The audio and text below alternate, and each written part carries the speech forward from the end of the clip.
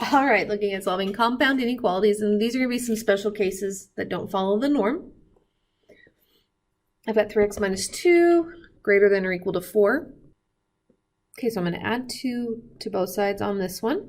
We get 3x is greater than or equal to 6. Divide both sides by 3, and x is greater than or equal to 2. Okay, so on the second one, I divide both sides by 2, and I get x is greater than 6.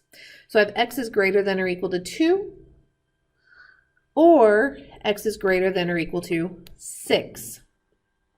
So looking at what that looks like on the graph, I'd have a closed circle at 2 shading to the right, and an open circle at 6 shading to the right as well. Now remember, with or inequalities, typically they go opposite directions, but in reality we can go the same direction. We just have to look at it this way. It's an or, so one or the other has to be true. So therefore, when I'm looking at this, it can be anywhere from 2 on, right? So my solution set ends up being x is greater than or equal to 2. Okay, because that encompasses everything that we need for those two. Since it's x can be greater than or equal to 2, right? Well, that's everything to the right of 2. Or x can be greater than 6. Again, that's still to the right of 2. Okay? All right, let's look at the next one. So we're going to look at an and inequality that goes kind of the same way. So I'm going to minus 4 on both sides. So we get 5x is greater than 15. Divide both sides by 5. I get x is greater than 3. And working out the second one, divide both sides by a negative 3. I get x is greater than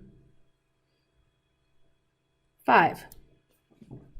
So I have x is greater than 3 and x is greater than 5. So kind of look at that. Got an open circle at 3 shading to the right. And I have an open circle at 5 shading to the right. Now since it's an and, I want that overlapping area. Okay, so that where they overlap.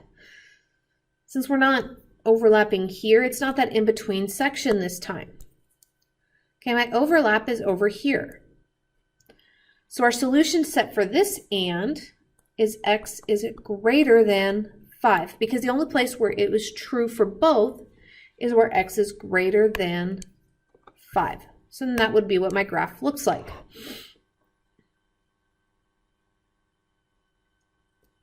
Okay, let's look at the next one. So I got 2x minus 1 less than 5. Add 1 on both sides. I get 2x less than 4. Divide both sides by 2. I get x is less than 2. Work out the second one. Minus 3 on both sides. I get negative 4x is less than 8. Divide both sides by a negative 4. And I get x is greater than negative 2. Oops, I caught a mistake I made, guys. This is not 4. This should be 6. I don't know why I went and did 4. So that ends up being 3. So we get x is less than 3 or x is greater than a negative 2. So kind of looking at that on the number line, if I were to graph each line individually, this is what it would be. So they're going towards each other, which is not a normal or. And since it's an or, one or the other has to be true.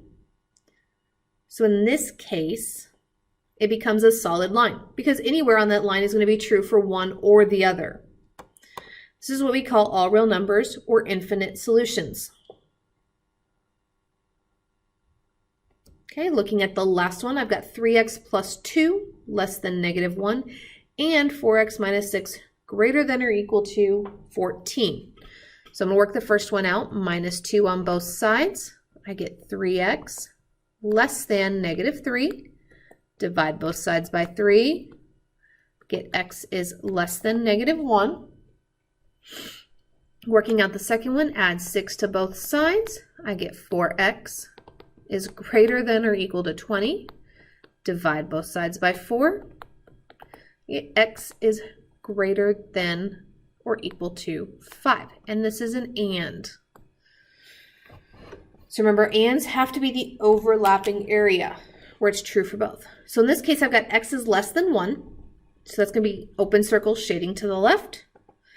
And I have x is greater than 5. So where are these two going to ever overlap?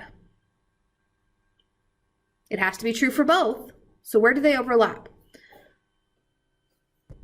And the answer is they're not. So in this case, we have a no solution. All right, that is all I have for you today. I'll see you in the next video.